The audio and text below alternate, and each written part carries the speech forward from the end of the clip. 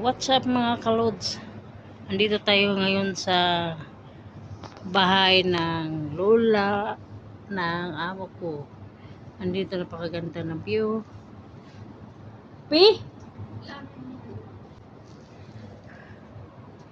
Ayan mga kalods, ang ganda ng view niya sa labas.